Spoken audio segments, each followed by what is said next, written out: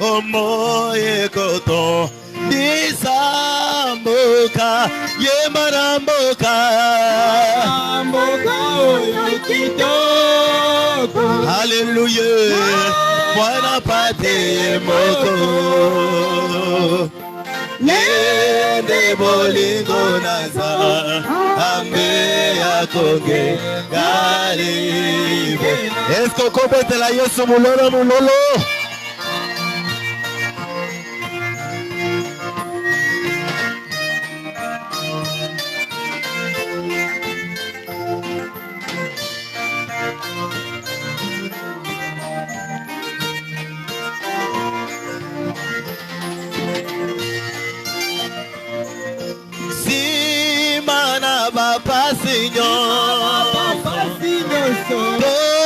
Toko mana lola Esikaya mainabo Omoy toko swa Kimya seko Yemana moka Moka baselo Mwana pate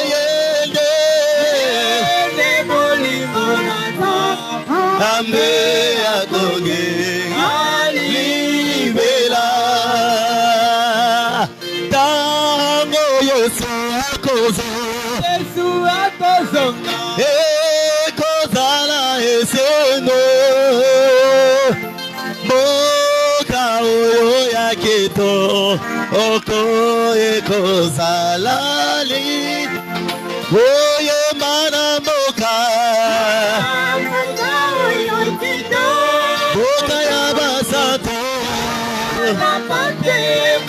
Wala pate yende Olingo nanta Ambe akonge Ela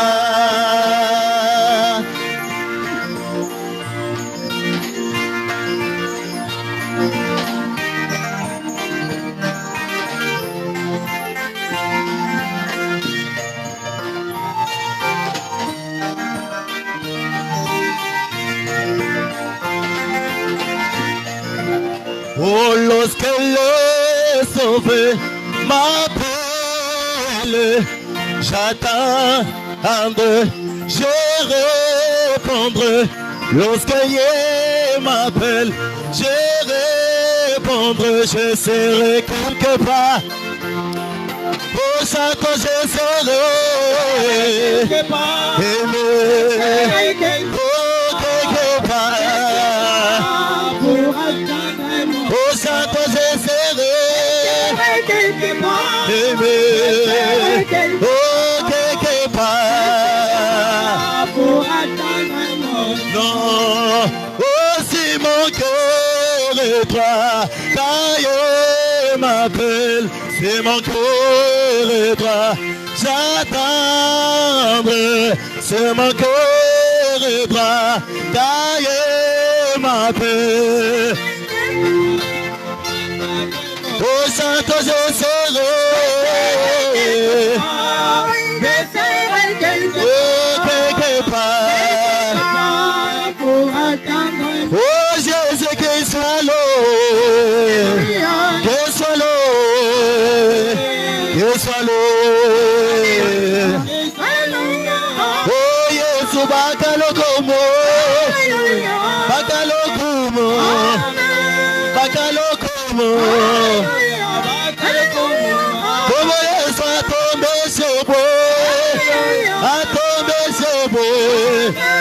tombé c'est vrai.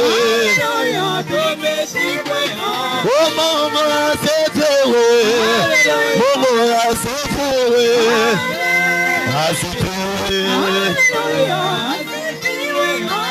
Est-ce qu'on complète la colonia sur malolo malolo? Obine la kawapi. Bina. Bina. Bina. Oh Jésus qui soit loué. Qu'il soit loué. Qu'il soit loué. Oh Yesu bakalokomo. Bakalokomo. Bakalokomo. Oh Yesu bakamatondo. Bakamatondo. Bakamatondo.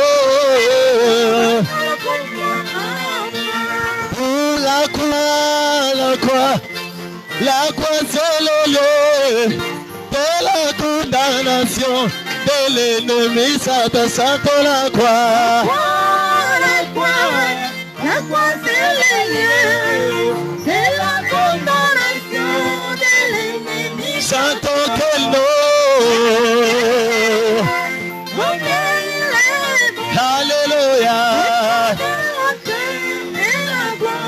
Oh Jésus descend encore. Alléluia. Oh Jésus descend encore. Alléluia. Alléluia. Alléluia. Oh Yesu nganga wabangange. Yesu nganga mutamba bange. Oh Yesu nganga wabangange. Nganga wabanganga. Nganga wabangange. Nganga wabangange.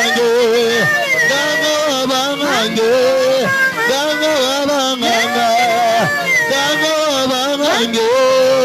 Bulolo, bulolo, bulolo.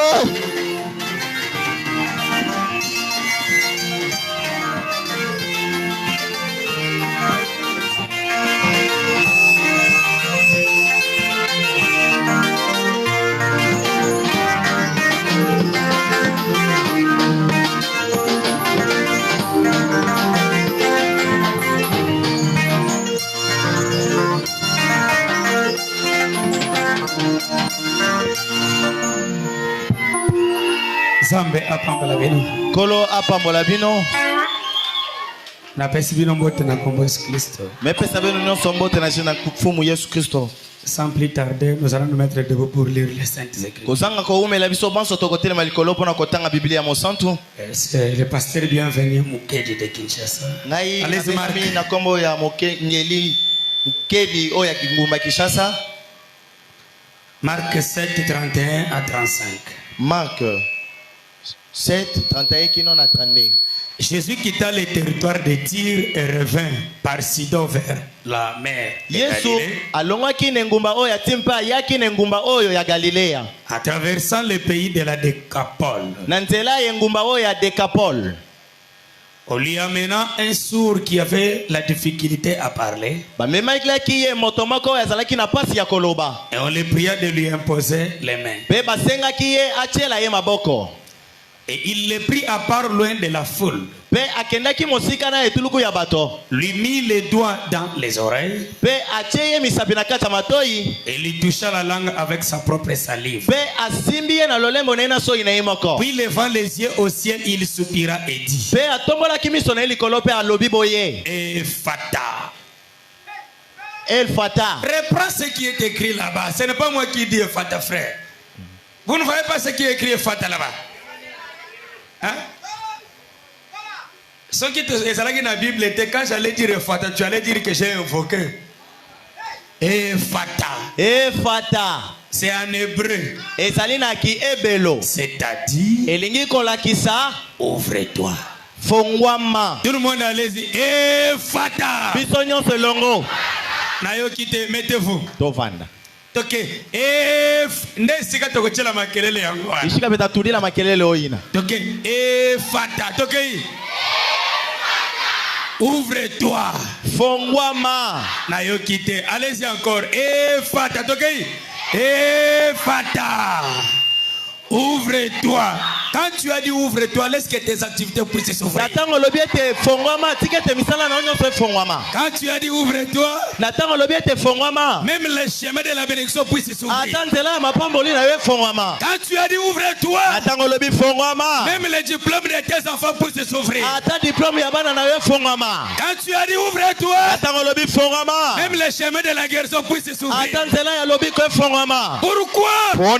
Les dieux d'Abraham est réel. Les dieux de Osema Fout est réel. Les dieux de Zélie Tabernacle est réel. Même ce matin, il sera encore réel.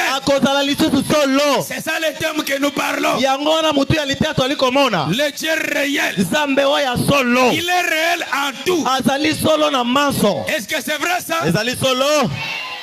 Les dimanchistes, nous parlons sur les dieux réels.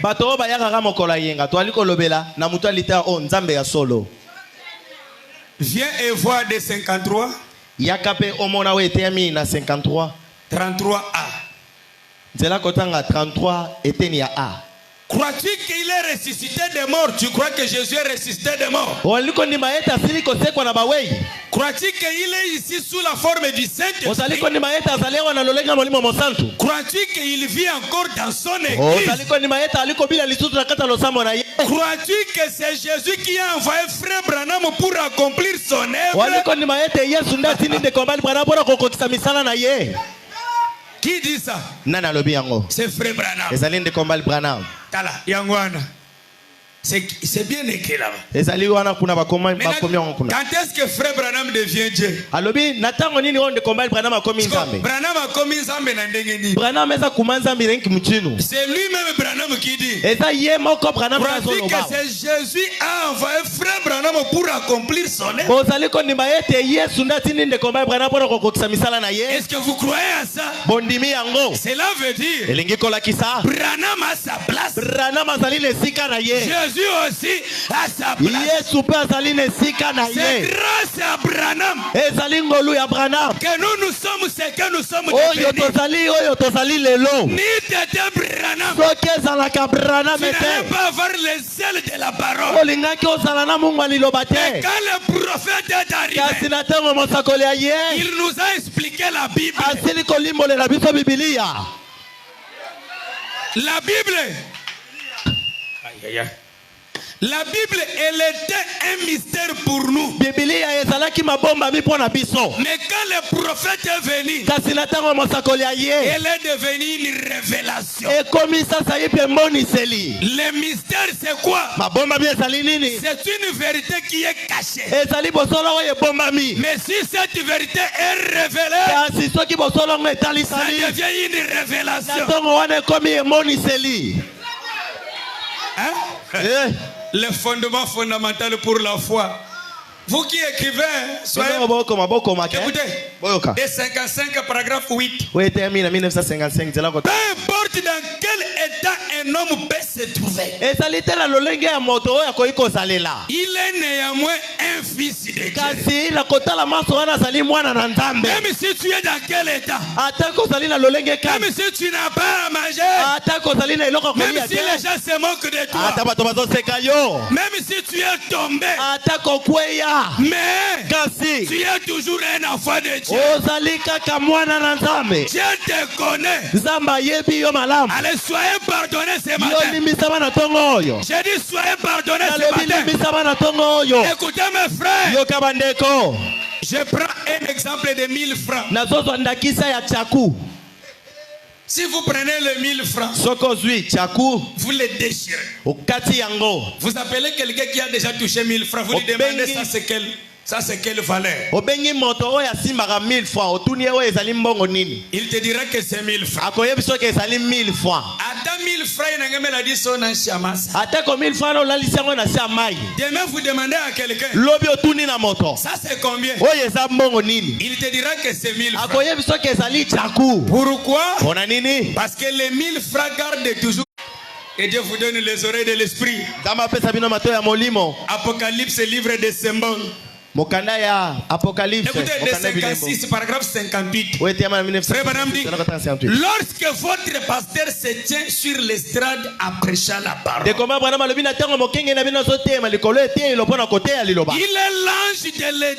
l'ange de Dieu pour l'église. Un pasteur osé, s'il est ici pour prêcher l'évangile, il est l'ange de Dieu pour l'église. Est-ce que tu crois que ton pasteur c'est un ange? Maintenant toi, tu le considères comme qui? Branham dit que c'est un ange. Maintenant toi tu le prends qui? Mutu ekolo na bino, mutu ya quartier na bino, camarade na yo, leki na yo, mobali na yo, tata na yo, noko na yo, koko na yo, kaka na nge. Ou bien tu le prends qui?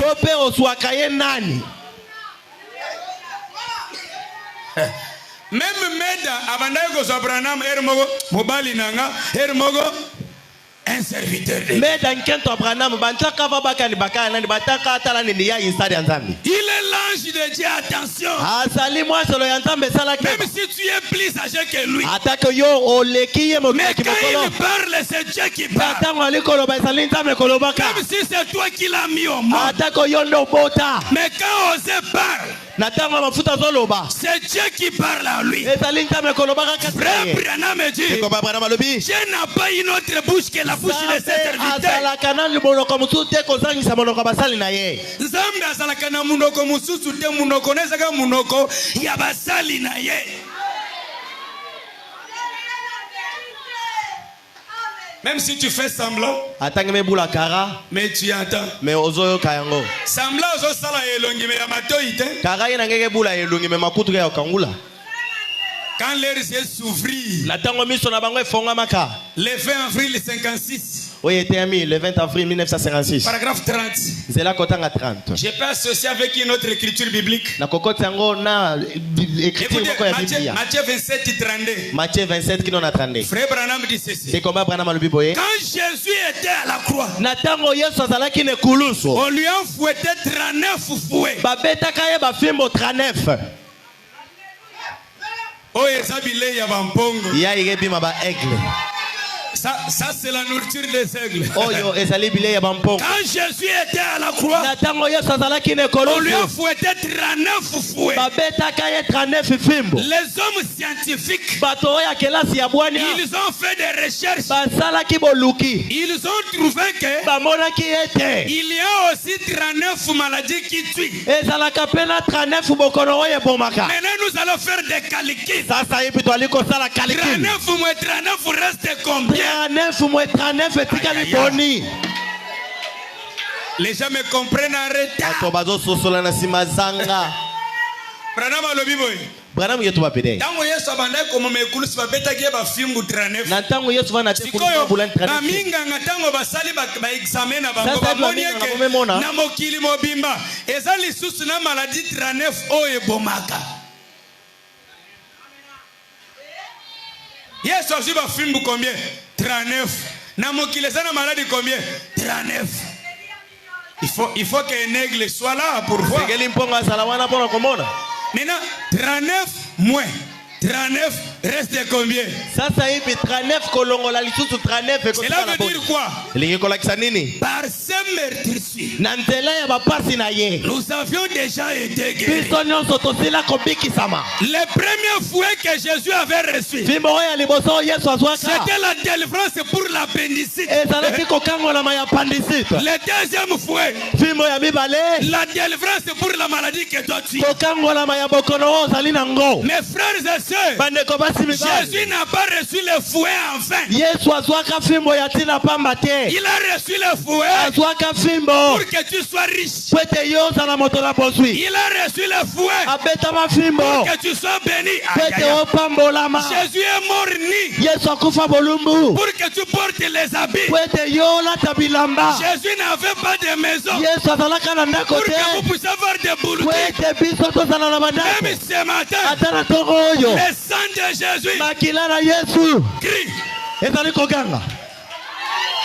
Le sang de Jésus crie. Makila na Yesu ezali koganga. Makila ya Yesu ezoganga. Menga Yesu kana kata kuli. Pour que toi tu sois élevé. Kwete yo tombwama. Allez, sois béni. Yo pambolama. Allez, sois délivré. Kangolama. Allez, élevez la voix. Kende liboso. Écoutez mes frères. Yo kabandeko. Toujours. Kaka. Pour cette écriture. Pona makomi oyo. Matthieu 27, 32. Matthieu 27, 32. Quand Jésus portait la croix, Natango Yesu azali komeme kulusu. tous les blancs ont jeté Jésus. Bato nyonso babwakaki Yesu. Mais Kasi il y avait un Africain comme toi. ezalaki na moto moyindo lokola yo. Si tu veux voir Matthieu 27, Soko lingo mona ngona mata yo il 27. s'appelle Simon de Cyrène. Abengami Simona ya Sirene. Il était un Éthiopien. Azalaki moto ya Ethiopie. Est-ce que les Éthiopiens, ce sont des blancs qui sont là? Est-ce que bato ya Ethiopie basala ba mindele?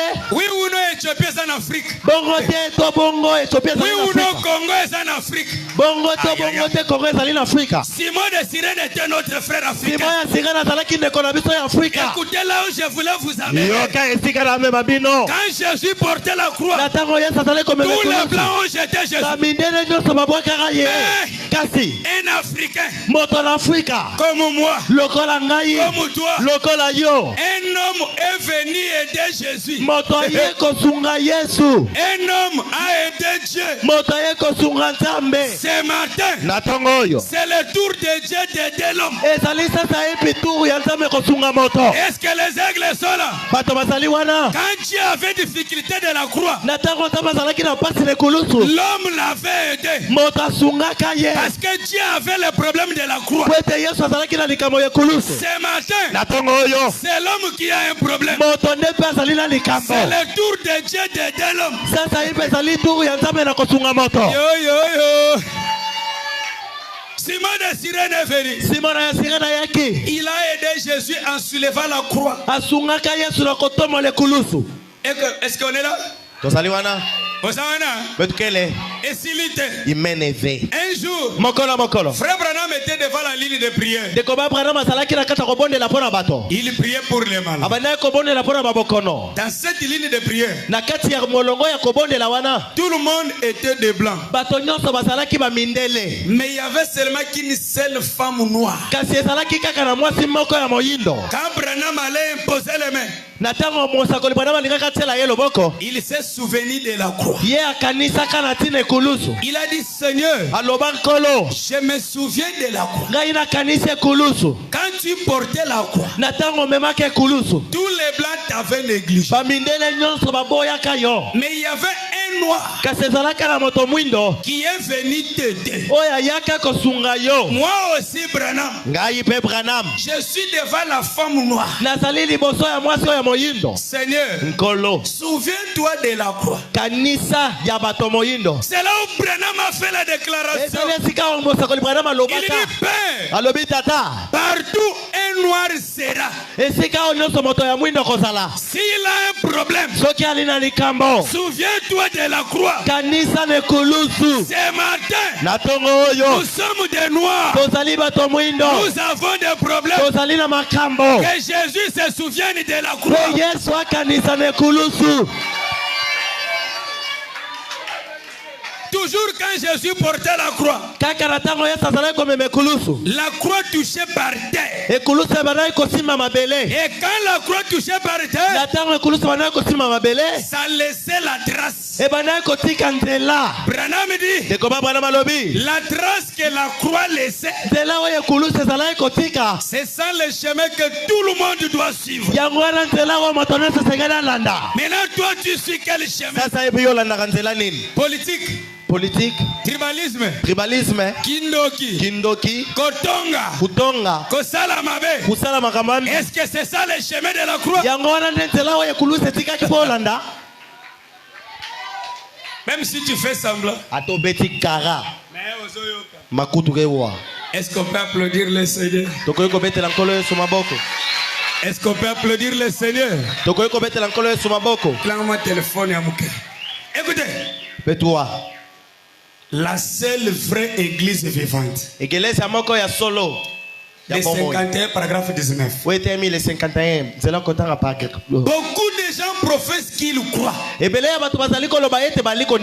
Branham dit que dans mon église, celui que je considère comme croyant,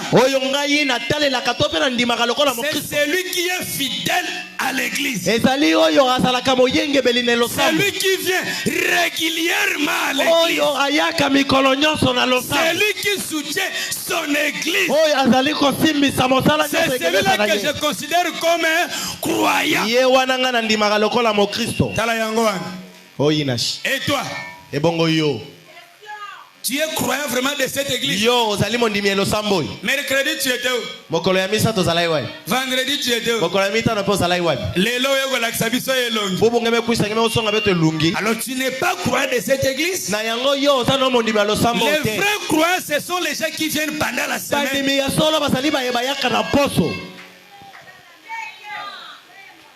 Voilà. On ne parle pas à la bouche, nous lisons les prophètes. Ozui, les dimanchistes. Alors tu n'es pas croyant? Tu n'es pas considéré ici?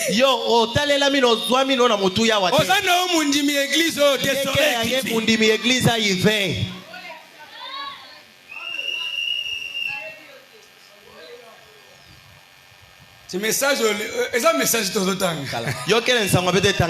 Du bombe à Galate. De 61 paragraphe 85. Écoutez.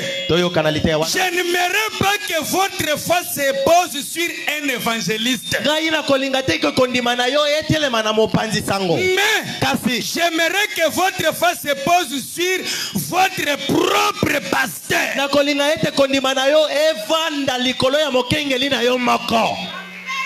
Voilà.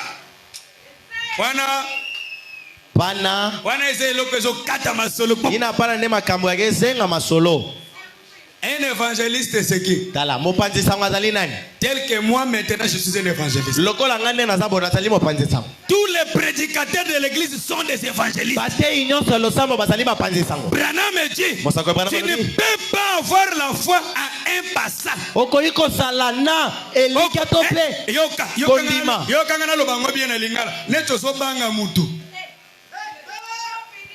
Branham alobi boy kondima na yo ezala epai ya mopalenga sisango te ya mopaya te ya mutu mususu te me kondima na ezala kaka likolo ya nani ya pasteur na yo.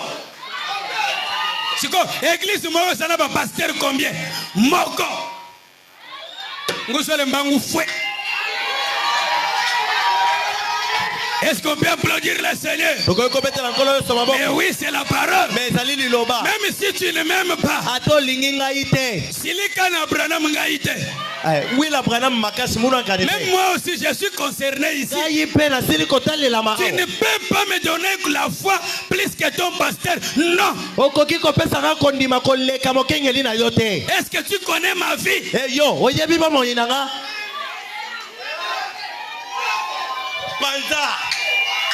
Tu ne connais pas ma vie. Ni t'étais osé, tu n'allais pas me connaître. Ni t'étais osé, toi tu n'allais pas interpréter. Comment aujourd'hui, au lieu de donner la foi à Osé,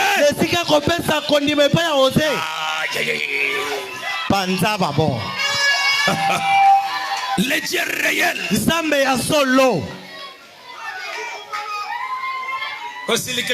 Pardon. Oui, la mona kadimaka se veut pardon. Branham. Ezali Branham. Le message est venu dire qu'il est destiné à un peuple du temps de la fin.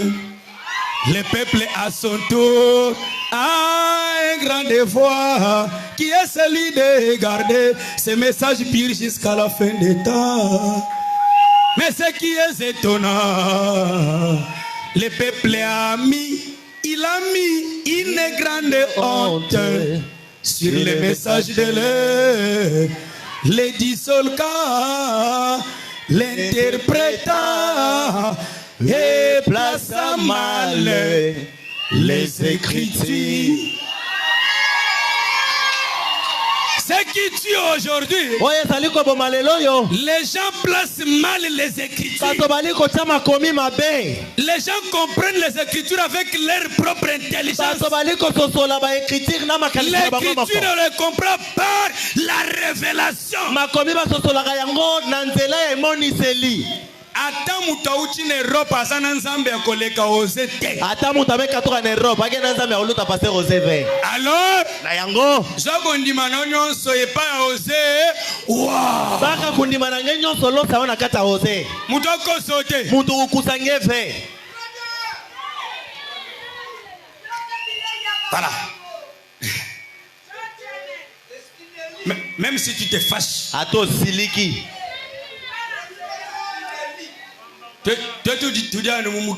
Biso tosaka na kata sango oyo. Na shawe mubenga na shawe uita. Ata oboya to ndimi. Nzambe Abraham odio shala na nzambe. Nzambe Abraham akotika la ka nzambe. Atangeme ndima atangeme buya. Atangeme ndima atangeme buya. Ata wachigi na ata watuna. Ata oboya to ndimi. Eso turukaka kongi mara Abraham. Biso tokozala ka sima ya Abraham. Alléluia. Amen. Écoutez. Toyoka. Expectative. Expectative. Le 14 juillet 51, paragraphe 18. Écoutez. Combien ici présents s'attendent à être guéris aujourd'hui? Combien qui attendent à être guéris aujourd'hui? Faites-nous voir les mains. Vous n'allez pas être déçus. Bokoyo kisamasoni. Écoutez, il y a quelqu'un qui dit cette écriture ne me concerne pas parce que moi je ne suis pas malade. Écoutez, tu es malade, mais tu ne connais pas. Tant que tu n'as pas l'argent, tu es malade. Même si toi tu n'es pas malade, mais ta poche est malade. Même si toi tu n'es pas malade, mais votre valise est malade. Même si tu aïe, aïe, aïe. Toi tu n'as pas un travail, tu dis que tu n'es pas malade. Est-ce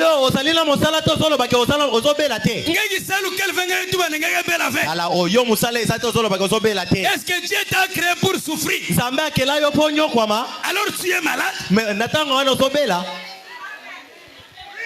Alors Branham dit, je reprends maintenant l'écriture. Combien qui attendent à être guéris aujourd'hui? Faites-nous voir les mains. Branham dit, si vous attendez à ça, vous n'allez pas être déçus. Allez, reçois la guérison de ta poche. Reçois la guérison de ta valise. Reçois le travail. Reçois la guérison de ton corps. Au nom de Jésus. Reçois-les. Quand tu dis Amen, quand tu dis Amen, la maladie sort, la guérison. Quand tu dis Amen, la pauvreté sort, les richesses. Les témoins de 56, paragraphe 82. Oh Dieu, oh Nzambe, notre Père, béni, Pambola, inscrit comment le nom de tous ceux qui se tiennent debout.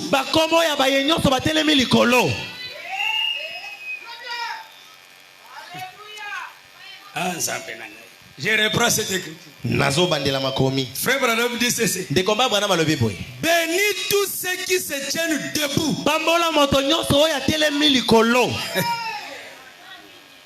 Isaac. Isaac, il dit bénis qui? Bénis ceux qui sont assis.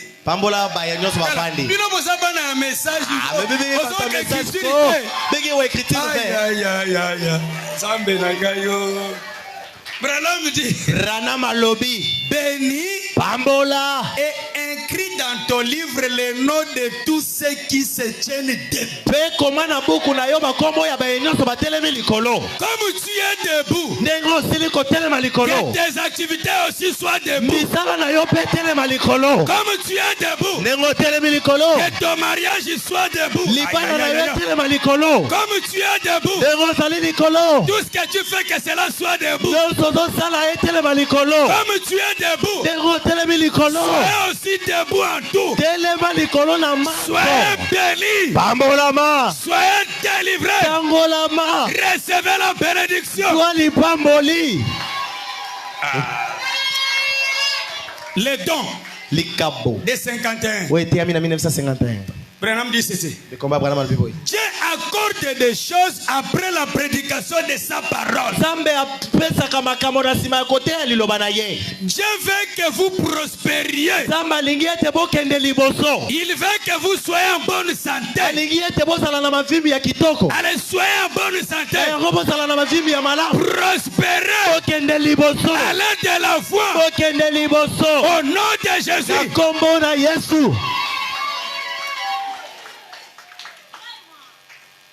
Écoutez, voir Dieu. De 59, paragraphe 28. Était en 1959, de là qu'on a 28. Branham dit, mon avis est le suivant. Un membre d'église, sa première obligation, c'est de payer sa dîme et ses offrandes.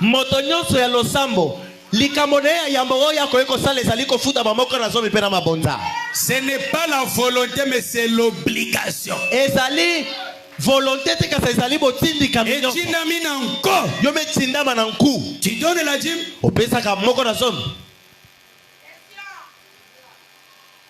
Ordre de 58. Molongo était mis en 1958. Paragraphe 41. C'est là qu'on a 41. William Branham dit, ne vous enflammez pas d'orgueil. N'arrivez jamais au point que vous connaissez plus que votre pasteur. Quand vous arrivez à ce point-là, Branham nous donne les conseils. Que trouver un autre lieu de culte. Pourquoi? Un chrétien ne peut pas être au-dessus de son pasteur.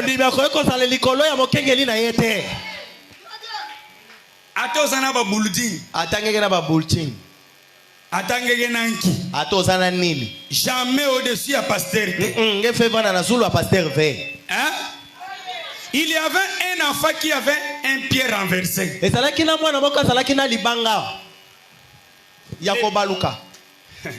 Le pied. Lokolo e balukaki. Lokolo e balukaki. Donc, est-ce que tu as eza likolo e kenase? Oui. Vous comprenez quand même les gens? Oui. Voilà. Le papa a tout fait. Papa na ya salaki manso. L'enfant n'a jamais été guéri. Il a écouté que Branham avait la réunion de prière. Il dit à son père, papa, achète-moi les chaussures. Papa dit que toi, avec les pieds renversés, comment tu vas porter les souliers? Achète-moi les souliers. Papa a acheté les souliers. Moi, j'ai les souliers. Il a mis sur les bras, il est parti. Il commence à marcher. Tengu. Il arrive là où les huissiers étaient.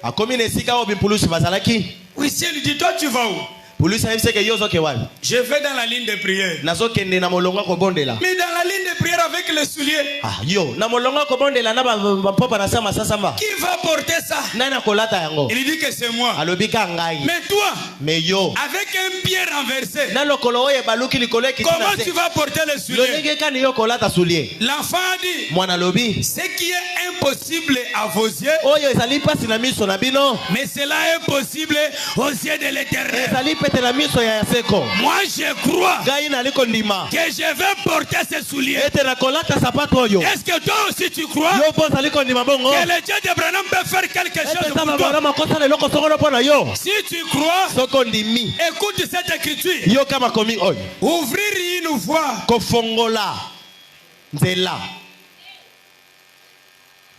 Écoutez, ouvrir une fois. Kofongola nzela. Les écritures moya somo. Le 4 mars 56. C'était le 4 mars 1956. Écoutez paragraphe 105. C'est là kotanga 105. Frère Branham dit quoi? De combien Branham le binini? Peu importe ce qui est impossible. Ata kotala oyo ezali pasi. Combien c'était impossible. Boni ya makambo oyo ezalaka pasi. Dieu peut changer des circonstances. Samba koiko bongo la makambo. Il peut rendre possible ce qui est impossible. Akoki kokomisa oyo makasi pete. Non seulement le rendre possible, ezalika te ka komisa yango pete, mais il peut le rendre aussi réel. Kasi akoki kokomisa yango pe bosolo. Hein? Yeah. Peu importe ton problème est impossible. Ce matin, Dieu peut le rendre comment? Dieu peut le rendre possible. Non seulement le rendre possible, mais il peut le rendre aussi réel. Les voyages là que tu as toujours voyagé en songe. Les voyages que tu as toujours voyagé en songe. Ce matin, ça va devenir réel. Les mariages que tu vas au songe. Ce matin, ça devient réel. L'argent que tu comptes dans les songes. Les dollars là que tu vois dans la vision. Aujourd'hui, ça va devenir réel. Les véhicules que tu conduis ce matin, ça va devenir réel. Les bureaux là que tu vois là-haut. Aujourd'hui, l'élévation, promotion,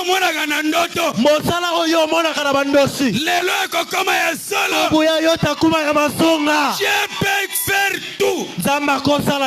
Il peut changer les circonstances.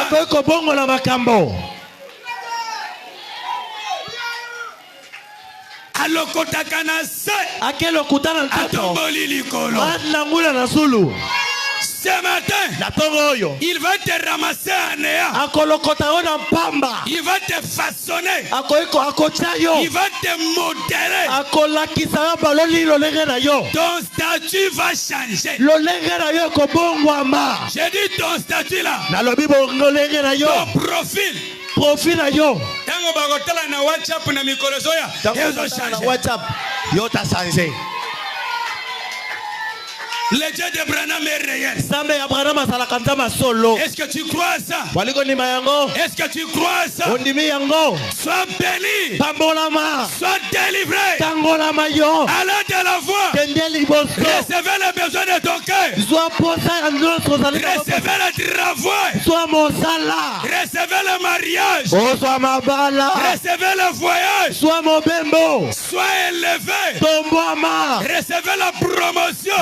Recevez le mariage. Recevez le Saint-Esprit. Recevez l'argent. Recevez les enfants. Recevez la guérison. Reçois-les.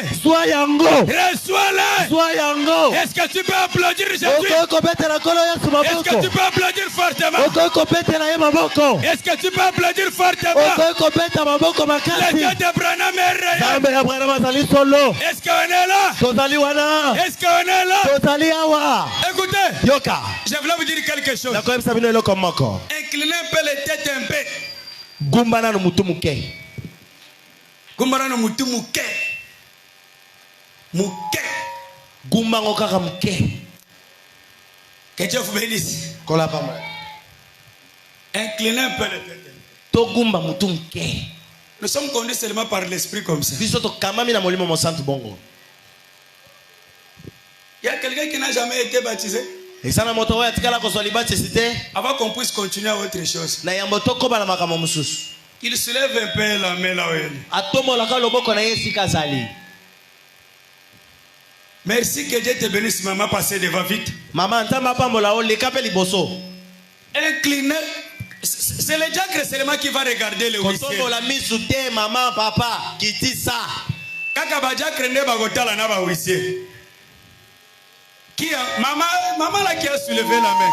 Maman wana watombola ki mosapi. Qui encore qui n'a jamais été baptisé. Nani mususu oyo azwala libatisite.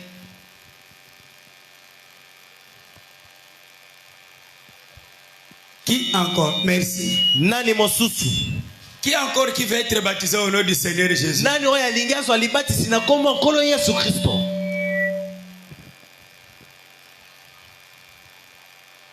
Le Dieu d'Abraham est réel. Zambe ya Abraham azali solo. Il y a quelqu'un d'autre? Ezali na moto mosusu.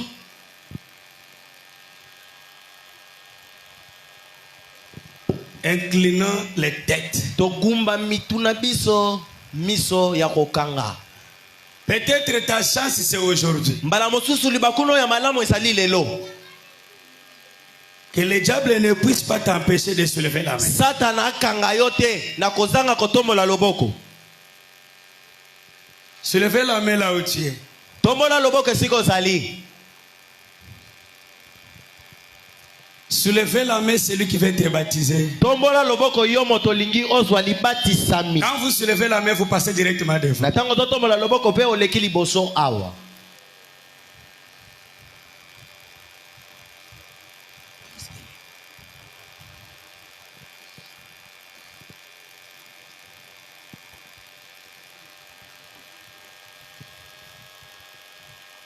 Ozotala nini yogumba mutu? Ah, kiti santugo.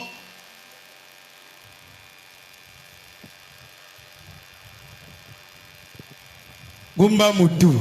Kiti sa.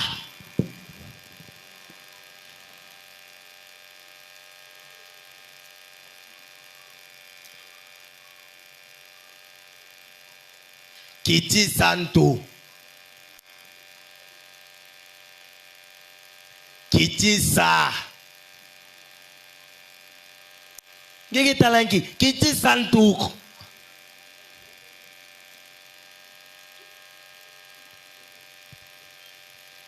Gumba mutu.